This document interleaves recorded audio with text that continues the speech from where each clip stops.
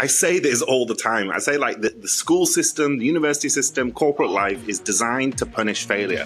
But failure is a mandatory milestone to success. Reward people for failure and not penalise them for failure. And that goes in the face of most corporate cultures. They don't really do failure because, it's not an option. As founders, our egos get in the way sometimes and like, oh, no one can do it like me. Truth is, I'm nothing special and people can do basically everything that I do. What worked well for me, and I didn't know it at the time, was being able to pick great people. So being able to identify really good talent and hire really smart people, and they built the business. As a founder, you're nothing without your team. And I know that sounds very cheesy. Why are people scared of AI? People are scared of change. Everyone fears change. We like to be comfortable. We like to do what we do. Very straightforward. Use AI before AI uses you. What I'm seeing now is a trend of graduates coming into our business who are blindly following AI without building the foundational skills. Is the thing that AI can't necessarily replicate, and it's taste. So if you want it cheap, it's going to be driven from AI. If you want it, special, it's going to be created by humans.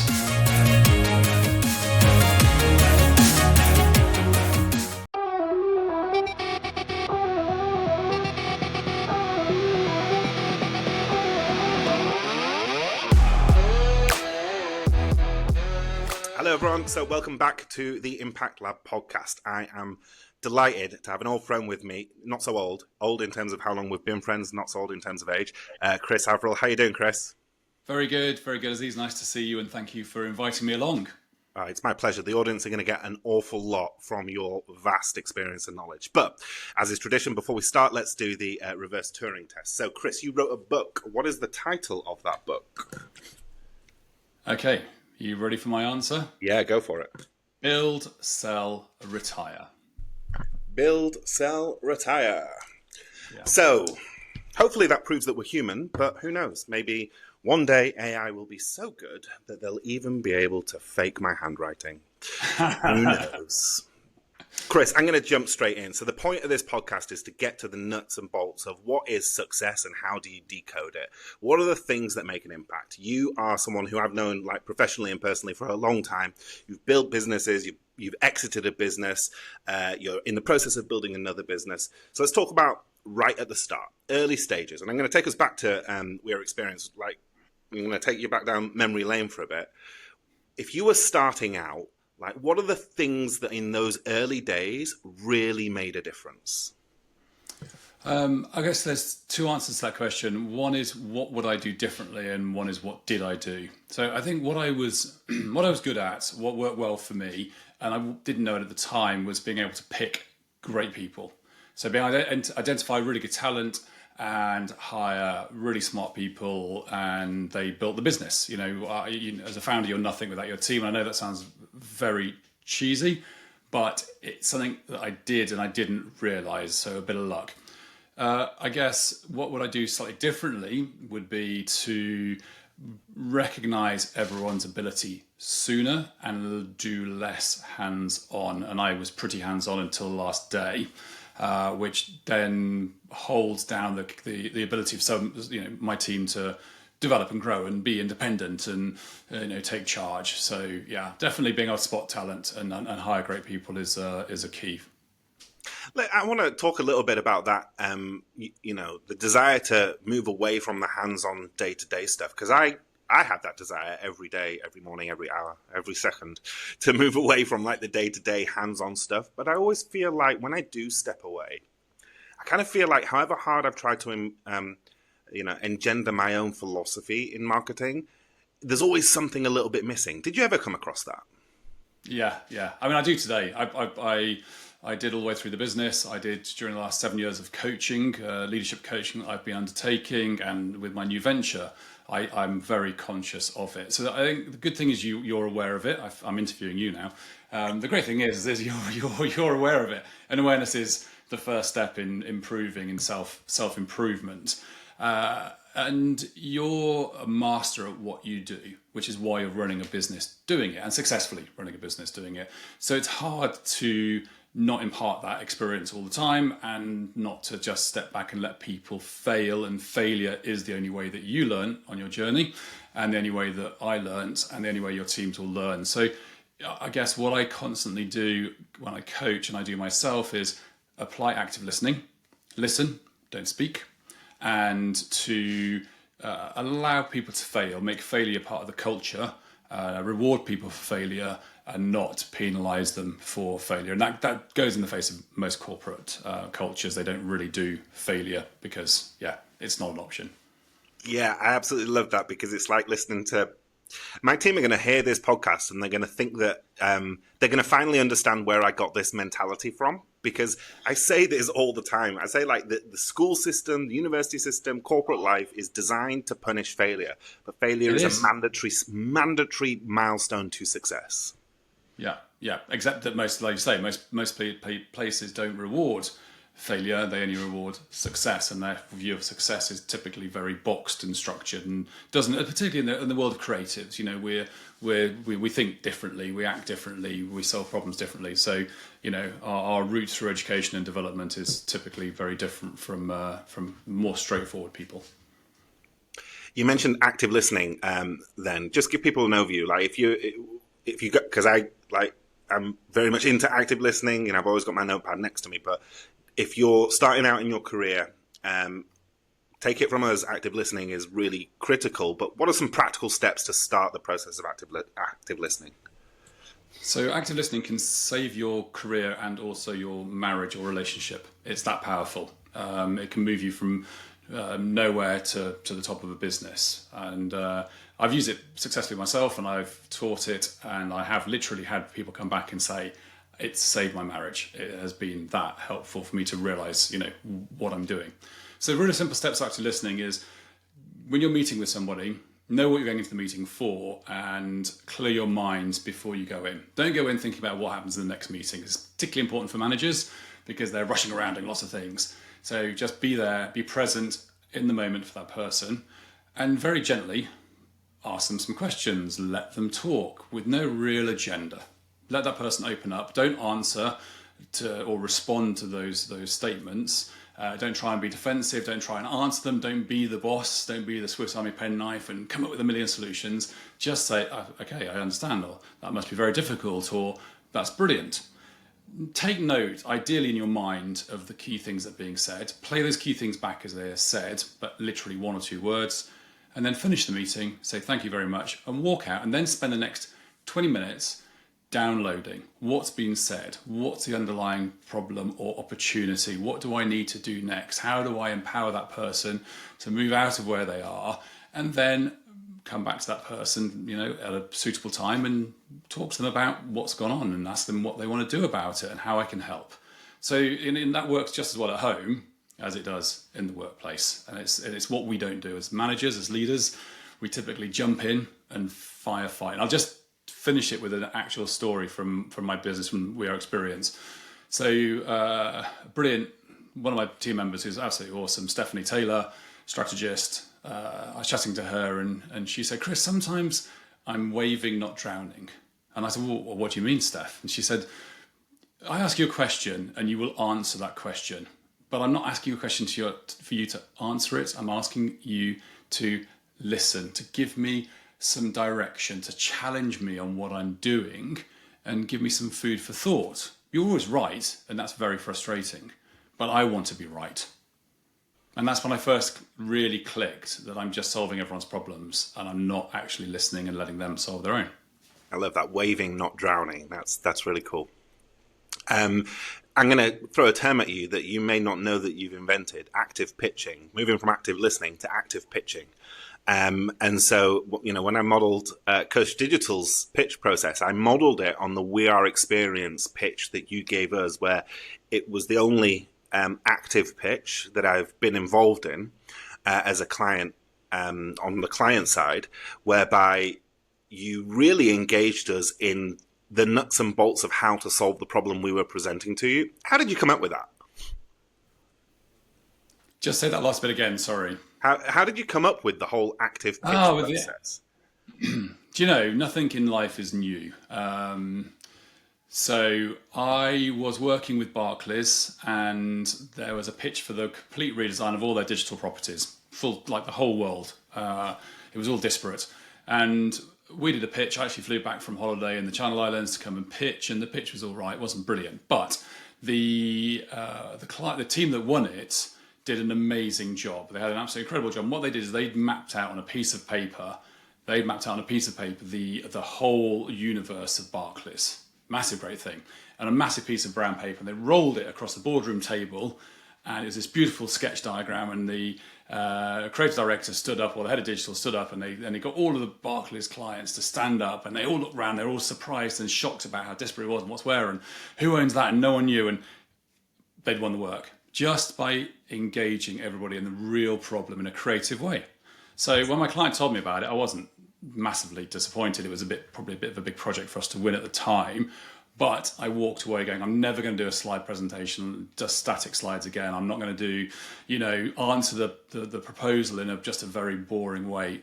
We're going to be part of your team, so let's kick off a pitch by being part of your team. And if you like us, you like the look of us, you like the smell of us, you'll pick us. If you don't, then we couldn't have done anything else.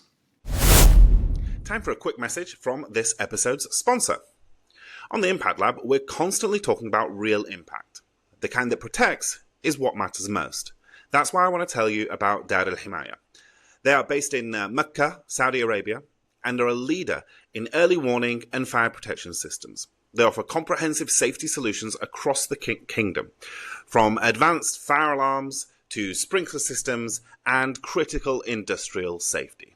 They're not just selling products, they are safeguarding futures. So to secure your world, visit their website. The link is in the show notes. All right, back to the show. Yeah, and it was really, really effective, certainly in our case. I think we must have interviewed 8 or 9 agencies at that time, and you guys were so far ahead just because that process of engaging us and having us as part of the problem-solving exercises made us feel like, okay, so these guys aren't going to come just with a solution. They're going to come with expertise and help us together as a team solve the problems that are in front of us. And, the product we created was amazing. So, I think that if you think about it, I think about this sometimes. Eva, by the way, was the app that we were creating.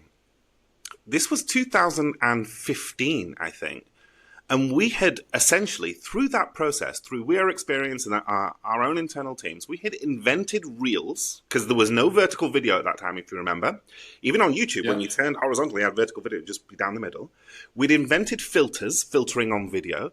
We'd invented, essentially the scrolling, the constant scroll. All of these things were invented in that war room with you and your team. And I think it's a testament to the process that you'd created.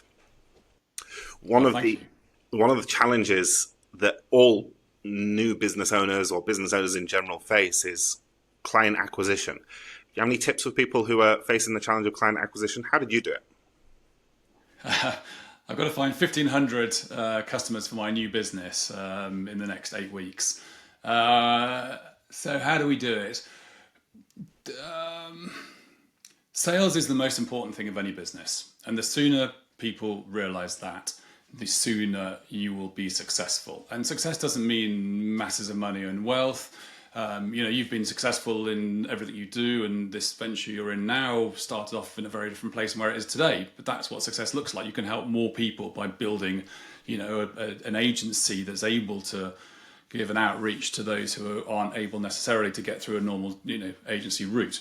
So I think sales is critical, and the best way to sell is to really understand your audience and your product and service. So if you can really simply summarize the old elevator pitch, what it is you do, and when people ask you to validate your claim, then you can very simply say this is how it's validated. But more importantly, everyone in your team can do the same thing. And that's where most sales fail in business, because the founder knows the business inside out, but no one else does. That's not documented. There's no onboarding process to train people in this is what the company is all about. When I was at Arthur Andersen back in the 90s, I was the last year of intake. I joined as an experienced hire. And I was the last intake where they didn't go to St. Charles, which is their university in Chicago. So Anderson's had a whole university campus, and every new joiner went and did an indoctrination course on what is Arthur Andersen, how do you discuss it, how do you pitch it, how do we work? And it sounded a bit weird, but you know what, it's brilliant, because they were one of the most successful consultancies until a incident with an energy company in America, but we won't talk about that.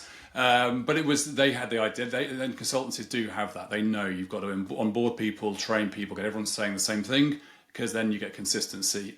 But more importantly, I'm comfortable selling the business, the product, the service, because I know what it is. I believe in it, and so you believe in me if I believe in it. Yeah, absolutely. And I've struggled with that. I've made that mistake through this journey, not focusing enough on bringing, sort of onboarding people onto the ultimate vision. And I think that, the moment I realized that was a gap, things kind of became a lot easier. I had a lot of my workload suddenly disappeared. As hire good people and let them be great, I guess, is the message from there. So, last question on your past, because I want to talk obviously about the future. Really, that's why we're connected. A lot of companies are sort of stuck in this sort of 5 to 50, 5 to 20 employee space. That they're struggling to sort of scale past that late startup phase. Any tips for how to get past that point? So most of my coaching has been focused on really the two biggest issues people face is growth and revenue. So we touched on the sales one, and the next one is growth. How do we grow? How do we get past that number of people? And there are two parts to it. One is founders are the bottleneck of all businesses. It's as simple as that. Most founders hold the whole company back, throttle the company by being what we've just talked about, too hands-on, or the only person who deals with sales. I don't trust anyone else to have the client relationships. So those things really affect a business growth. And the other part, so if you can free the founder up, or as the founder, you'll free yourself up, trust your team, and you invest in sales. It's not going to happen by luck. You've got to invest in it, be that hiring people, be that buying lists of contacts with phone numbers and getting people phoning them up to open up opportunities. The other side is investment, and not investing early enough or soon enough to grow the company. And that investment typically is in people and having the right people in place to allow you to scale, the right people in place to allow you to step into a different role as the founder. And so you can do more conferences, more events, more speaking opportunities. I'm seeing someone tomorrow who runs an amazing luxury brand business called Matter of Form. And he was saying, Nant was telling me that he spends most of his time, at conferences talking for clients and to clients because he's become an expert. Now that's it. That's an amazing way of selling. You're being invited, paid to talk about what you're selling. Wow. So I would definitely say, don't be a throttle on the business, and invest earlier to allow you to have the right team in place to scale. If you leave it too long, you'll just do boom, bust, boom, bust, boom, bust, and always be stuck at those points. Great advice. Love that. Again, all the traps that I've fallen for. I think that maybe the thing that you're too polite to say there is that as founders, our egos get in the way sometimes. And I've had that myself. I've had the situation where I'm like, oh, no one can do it like me. Truth is, I'm nothing special and people can do basically everything that I do, maybe with the exception of the strategic long-term thinking part. So I think my ego probably got in the way of my own growth in the past.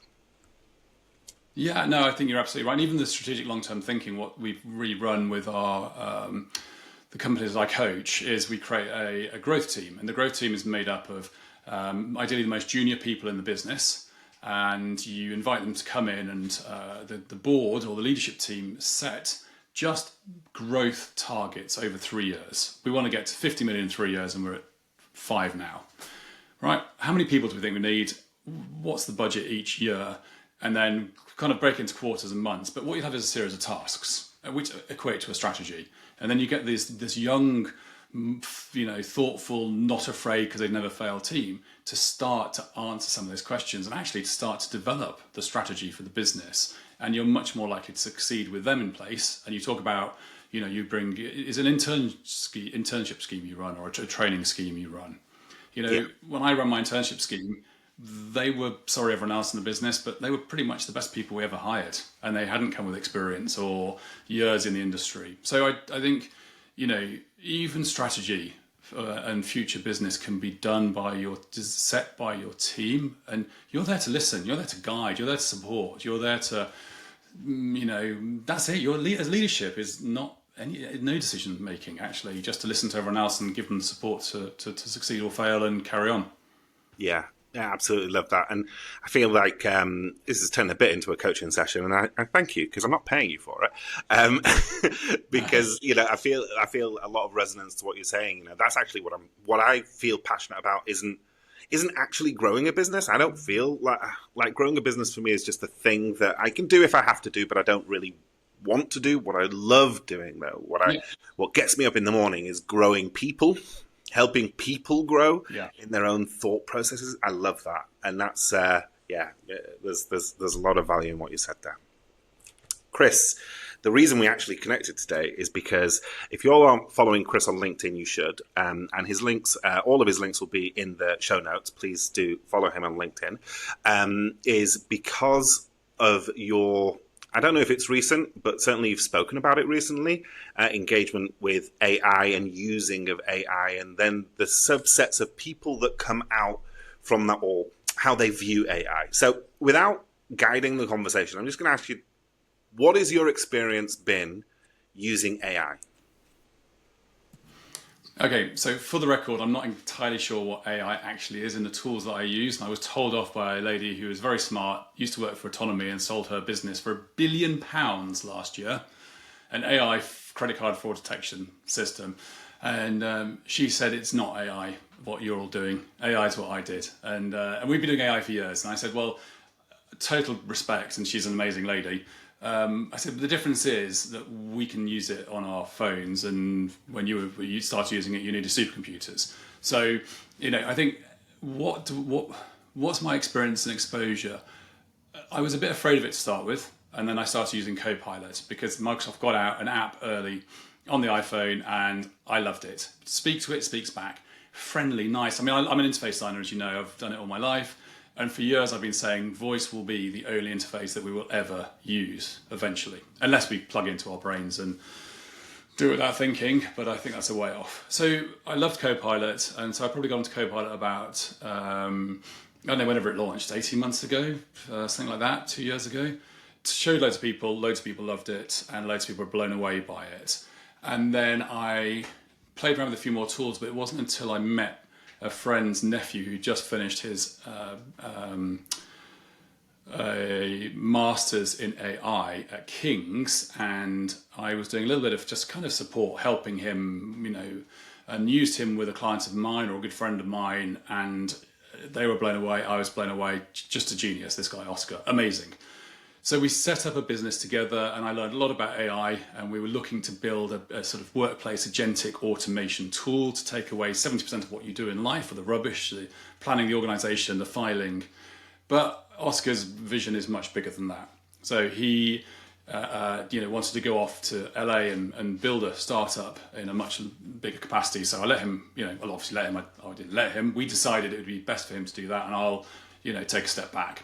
And at the time I was a bit disappointed, but then I thought, I'm retired and I don't need a full-time job. And then I fell in love with olive oil. And then I used all my knowledge of AI to build my olive oil business. So I wouldn't say I'm the world expert, but with agentic tools, I have used a lot. I mean, I use probably 30 tools a day, 20 or 30 tools a day, different tools for jobs. And I watch a lot of YouTube and learn most of my knowledge from YouTube. You're not alone in that. Look, I want to say, you mentioned at the start of the answer there that you've been saying for a long time that voice is the future. It will be the only interactions that we use, the only interface that we use. 2015, before Alexa, you said that to me directly. You said the future of interface is voice. And I remember thinking, I don't know, he's smarter than me, so I'm going to take his word for it, but I don't know. I'm not sure if I'm going to feel comfortable doing that. But you were right, and you remain right. So look, your experience has been super positive. So why are people scared of it? Why are people scared of AI? People are scared of people are scared of change. Right? People don't like change. I mean, from running my business days to coaching, Everyone fears change. We like to be comfortable. We like to do what we do. And AI represents a massive fundamental shift in workplace culture, in home life, in security and trust, in planning. You know, what am I going to do in my life? What are my kids going to do?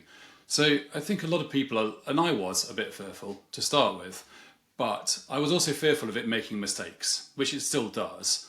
But I was less fearful about my kind of life ending, the not having a job. So I think a lot of people are just put off by AI. There's also a lot of misinformation. There's not necessarily very robust government strategies about how AI integrates into the economy, and businesses are fearful. You know, suddenly people are bringing in AI tools without permission into corporates, downloading sensitive data and sharing it with an LLM that is open to anyone. So there is a lot to be not fearful of, but I think mindful is the phrase I would use. And that's, I think, why a lot of people just don't use it. You know, they just don't know how to. Yeah, I think that's fair. I think that one of the episodes that I do, it's a solo episode every month, is called What the F Did AI Just Do? And I just basically go through the top 10 crazy things AI did in the last month. And a lot of the stories are around that when I'm doing the research, a lot of the stories around, AI is going to replace so many people. And it's like, yeah, but okay, but haven't we gone through that process over and over again in our history, as in human history? Technology advances. People, you know, technology takes over certain menial roles. People upgrade themselves and they take on bigger roles. And that's like just the circle of our own existence. It's almost like we're designed to invent stuff to make our lives easier and to make our lives better. And I see AI in the same place. I think that you're right. Like, mostly the fear stems from a lack of information or misinformation, and there is an awful lot of lack of information and misinformation. But one of the groups, obviously, that I'm really close to are graduates. And one of the fears that I have for AI usage, I use AI every single day. I mean, it's an integrated part of my day-to-day life. But one of the fears that I have is that I come to AI with, 25 years of marketing experience behind me, and I'm able to negotiate with the AI itself and correct it when it's wrong and simply spot when AI is wrong. And what I'm seeing now is a trend of graduates coming into our business who are blindly following AI without building the foundational skills. So what advice do you have for people who are sort of starting out their career to build those foundational skills, particularly in marketing? Yeah, I think very straightforward. Use AI before AI uses you, which is pretty much summarizing what you've just said. And it's a line I used at this conference earlier in the year, and then a few people have adapted it to their signature on their email, which is quite nice. So I think you've got to just be in it. You've got to understand the tools, understand how they work, and understand limitations. And you do need, at the current time, a certain level of knowledge of the work the tool is doing to be able to sense check it, to be able to make sure that it's not coming up with, something rubbish. It's like, I don't know, I use no-code website design. I've just built this website. And a lot of people I talk to who are coders just laugh because they're like, do you know how many extra lines of code it creates? Do you know how slow it is? Do you know how complex it is? Which is all fair comments. And I'm sure they'd be horrified if they looked at it. So I do, and I know a little bit about coding, so I know enough to be able to go in and tweak and change and fix. But you would only get a simple product out of it. So if I left school today and decided to be a website designer using agentic tools, I wouldn't get very far, in as much as I could only create fairly basic stuff, and then I wouldn't know what to do when it broke, when the agent can't tell me what's wrong and can't fix itself. Equally, it is accelerating incredibly quickly. So, there's a world where the tools are probably moving fast in our ability to learn, and there will be a day when you probably don't need to know quite so much to be able to quiz it. But, I also know that, Cloudflare are putting brakes on access to most websites, quite rightly, to stop the agentic crawlers just stripping all the data and spitting out as theirs. So even now, the value of a lot of AI tools will be slowing and diminishing because it just doesn't have access to real-time information. Yeah, I think that that's probably one of those misconceptions people don't quite understand is that AI is essentially built on human information, and therefore, if the flow of human information stops, then the growth of the AI itself stops. But it's a good point, and I'm going to use this moment to shamelessly plug our free course on theimpactlab.store, totally free, and it's called the monkey prompt dilemma. And the monkey prompt dilemma is basically because I see people prompting and then just churning out those outputs as if they're their work, as opposed to really sitting down and understanding. And in that course, what I'm training people to do is to use AI to build their foundational knowledge, right? And with just really simple techniques. If you run a prompt like, help me build a marketing strategy for Olive, for example, and then you see back from that prompt words or concepts or ideas that you don't understand, then in this course what I've got is a set of prompts for you to let the AI teach you those foundational facets, those foundational things. So if it says, you should target a persona based like da da da da da, and you don't really know what a persona is, then these prompts will get the AI to teach you what a persona is, so that as you're using the AI, you're also building foundational knowledge. And I think that it's going to be increasingly important that people build that the grads, that they start to build that foundational knowledge with them. One of the areas. No, I think it's. Yeah, go ahead. No, I think it's great. I think you're absolutely spot on. I hadn't even thought about it like that. It's like, how do you use AI to teach me how to accelerate my knowledge so that I can use the agentic tools better? One of the things that I think AI currently struggles with, but will probably get a lot better at, is right in your wheelhouse, and it's UX. So where do you think AI is now in terms of its ability to fully understand user experience? And do you think that there's room for real innovation in that space? Oh, it's such a good question to use an Americanism. That's an excellent question. It's a really interesting challenge, and what I've been going through with this building solid oil business, some of the stuff you can do creatively, brilliant, love it. It just comes up with solutions I hadn't thought of, but then it hits a barrier, and it can't translate. And I know what good looks like, but I'm not a great designer. So the agentic tool is fantastic for me because I can translate my vision into some reality using a tool, and I can pop around to other websites and I can find other sites that have examples of things I like and drop those in. So it's pretty close. The risk is that if left to their own device, agentic tools will create optimized experiences. I think like the copy it creates is optimized, and it's a bit like the car industry. Why do all cars look the same? Because they're all run through similar code drag efficiency, wind tunnel models, because they've got to be as slippery as possible, and they all look very blancmange. Or they're copies of famous designs like a Range Rover Sport or whatever, and everyone's taken the design cues to the point now where every car on the street looks the same. So I think creativity, there's a challenge. So my first olive oil that we're launching, this isn't the shameless plug for Olive, the first olive oil we're launching is a beautiful one from Spain, and it tastes of fig and cut grass and unripe tomato and artichoke. And I wanted to do some studio photography. So instead of going to a studio and photographing fruit or paying someone, I just asked Reeve, R-E-V-E, to create me a studio quality image of a cut tomato that's partly ripe. Now, I wrote it in a way that I knew I wanted a light sort of beige backcloth with very soft lighting and very soft shadow, and I knew what a studio photo looks like. So with that foundational knowledge, I could brief it to do a good job, and the output was amazing. So I showed photographers, and they have no idea it's AI, and the fruit, all of it is insane. I mean, incredible. So we're at an interesting place. Without knowing how to use it, your results will probably quite poor, or too many, for you to go through, and you'll probably end up going back and asking someone who knows what they're doing to either use AI or photograph it for you. For basic design tasks, I mean, it's amazing. Why wouldn't you? Yeah, totally. And I think that that's only going to evolve, right? I look through the evolution, because we were really early in AI, in the year 2000, the summer of 2000, we were using products built on GPT-3. So I look at the evolution of imagery and photography, well, firstly design and then imagery and photography. And now in terms of representation of real life, like photos and video, it's exceptional. It's exceptional. And that's why I start this podcast with the reverse Turing test, because even if it's not right now, by the end of this year or the start of next year, there will be full podcasts like this on video that are pure AI. My HeyGen.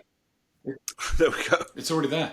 My HeyGen is already there. I mean, I use 11 labs for audio, and you cannot, my family can't tell it's not me. Yep. And I'm just about to shoot another video for HeyGen for me.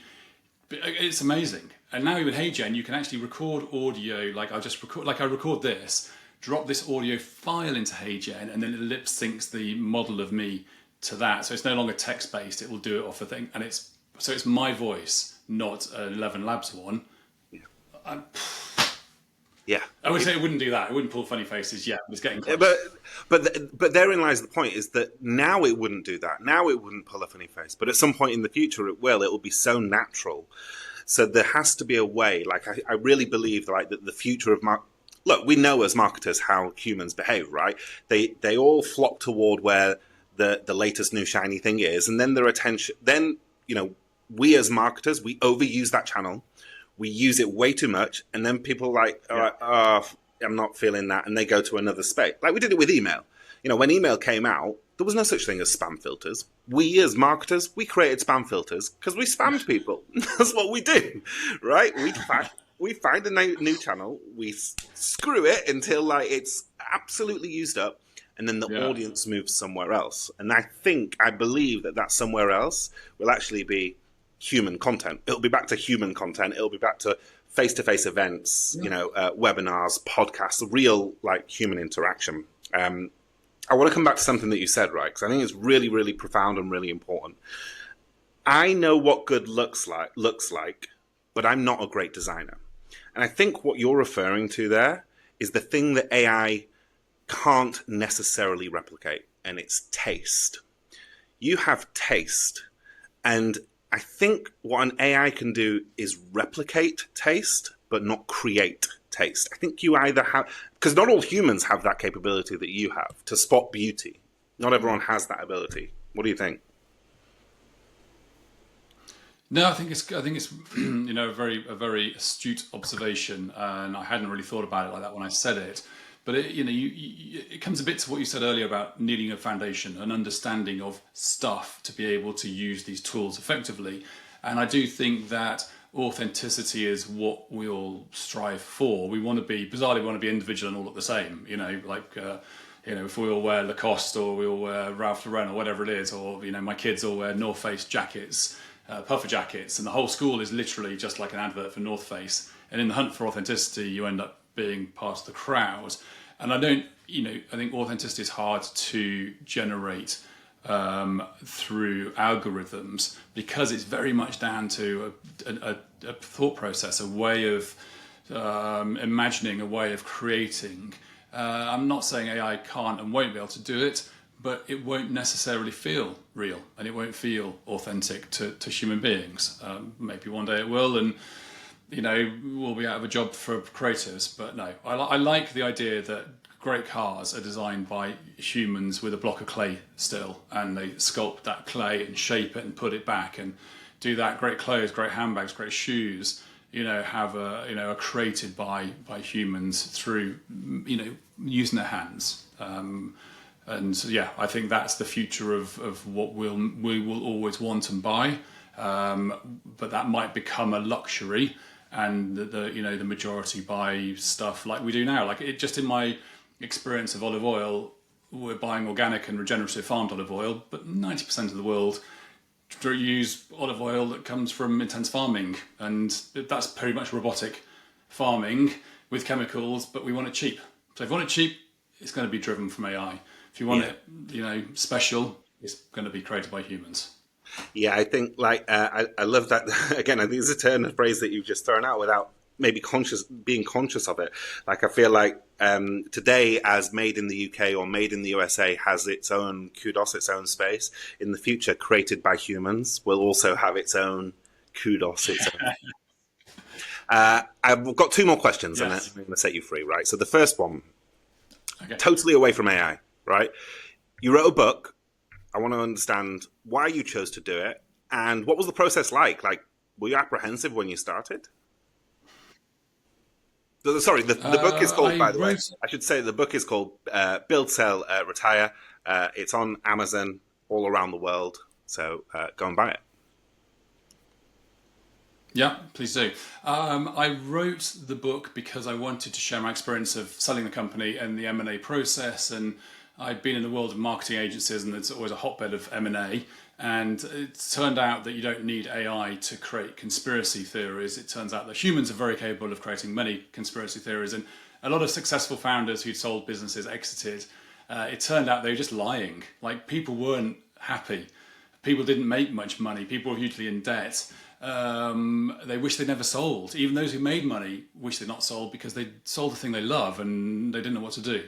So I thought I'd write a book about my experience of selling, my experience of finding happiness after selling in retirement, and to kind of give it a bit of a backstory of how I grew up, with dyslexia and challenging at school, and succeeded even though everyone told me I'd be a failure.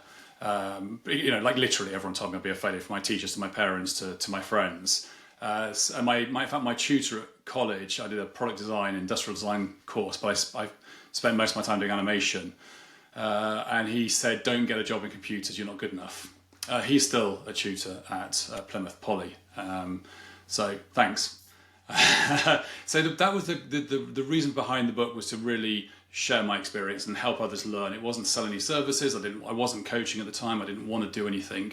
I learned to fly, spending time with my family, getting fit, doing all that stuff that you do when you're sort of out of a job. The process was quite interesting. The first probably third of the chapters was fairly straightforward, and then I stumbled, and then I just had mental blocks, and I tried all techniques. There's like 400 lousy words a day, where you wake up every day and at some point in the day you have to write 400 words. Sometimes they're genius, sometimes they're awful. None of it worked. And I met a publisher, and an indie publisher called Turing, and she helped me write my book. And she basically just told me to write stories, and then we'll work out the order of which they go into the book. So I scrapped chapters, wrote lots of stories about everything through my life, through my career, during, sell, and post. And then we assembled it into some chapters. And I got an old buddy who used to be the editor of New Media Age, if you remember that magazine, the physical magazine for a digital world. Michael Nutley, and he did the copy editing and was brilliant. And then Michael and Taryn had a massive kind of argument about short form, long form. I left them to it, and at the end of it came my book. And it was relatively, in the end, relatively straightforward, but at the start, very challenging. So I'd never finished it without those guys. It's a hidden gem. I'm halfway through, and so I'm really enjoying it. I'm learning a lot from it, and I recommend everyone give it a read too. All right, Chris, thank you. I'm going to have one last question, right? Bit of a curveball. So imagine you're walking down the street in Covent Garden, and somehow you walk through a wormhole, walk into a pub, and your 25-year-old self is sat there at the bar. So you get to have the length of time it takes to drink a pint, not on a rugby tour, just a normal pint, yeah? What are you going to say to him? Invest in NVIDIA. No, I'm joking. What would I say to him? What would I say to my former self? I would say, pretty much what we talked about in this. Like, I mean, I believed in myself. I mean, I because people didn't believe in me, I believed in myself. Because I think in my dyslexia, I was always out to prove that I could do stuff, and I didn't need to fit in to do it. But I think I tell myself that, I should be nicer to people, those I work with and those I don't. I should, make sure I create lots of time for myself and those around me, my family. And I should, never stop learning and never stop enjoying work. And I do follow the latter bits. I've always enjoyed my work, and when I stopped enjoying it after the sale, but 2.5 years after I sold, I just left. That was it. I was done, and I left. And I was sad to leave Globant, and they're a brilliant acquirer, a great business to work with. I'm not saying that because they bought me. I loved working with them, but I got to a point where I was done. And so, I think that the advice I would give myself is a lot of what I've lived. So, make time for others, be nice to people. And if it's not right, do something else, It's no one's holding a gun to your head. Love it. Fantastic. Chris, thank you so much for your time. I really appreciate it. I know that our audience, by the way, most of our audience are in the GCC. The majority are in Saudi Arabia. Even though it's a relatively new podcast and the Impact Lab is relatively new, we've gotten thousands of listeners in just the first few episodes. So I'm super excited about how this is going. And I know that they're going to get a lot of value from the lessons that you've been able to impart on them. So I want to take a minute just to say thank you for taking the time to do that today. Right. As is. So, guys, in the show notes are all of Chris's links, including his LinkedIn and link to his new business, which will be launching soon, as well as, of course, all of the links to the Impact Lab courses and the answer to the reverse Turing test. Thank you all for listening, and until the next episode, goodbye. Thank you. All right, before you go, just a quick message from me. Thank you for listening to the podcast. I hope you enjoyed it. I hope it made you think, maybe change your mind on a few things. If you want to reach out to us, my email and all of the links are in the show notes. Please do reach out to us. We'd love to hear from you. Please, please, please take a moment. Wherever you heard this podcast, please leave us a 5-star review. I'd really appreciate it. It really helps get the podcast up and out into other people so that other people can benefit from the work that we're doing. I'd really appreciate if you took a minute just to do that. I wanted to share with you a couple of things just before we go in the last 30 seconds. The first thing is that the Impact Lab .store is where we have all of our courses. We've got a free course called the AI Trap. It's a free course designed to make sure that AI becomes your superpower and not your crutch. It's for anyone that's using AI and to help you really get an understanding of how to build your own core foundational competencies whilst using AI at the same time. There's also a paid course out there at the moment, which is the Impact Marketing System. This is our flagship course.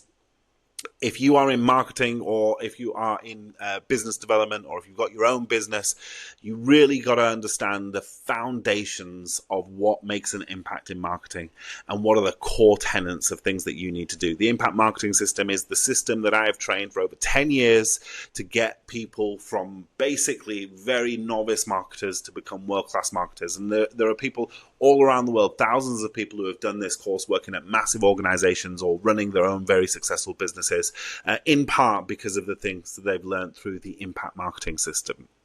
So please take the time to visit the impactlab.store. If you're a brand in the GCC and you're looking for a digital marketing agency that'll cut through the noise and make a real impact on your business, then Cush Digital is your man. Go to cush.digital or you can email the team at contact@cush.digital. Cush is with the C, C-U-S-H .digital. Digital marketing that makes an impact. Thank you for listening to the podcast. Don't forget to leave that review. Thanks a lot. See you at the next episode.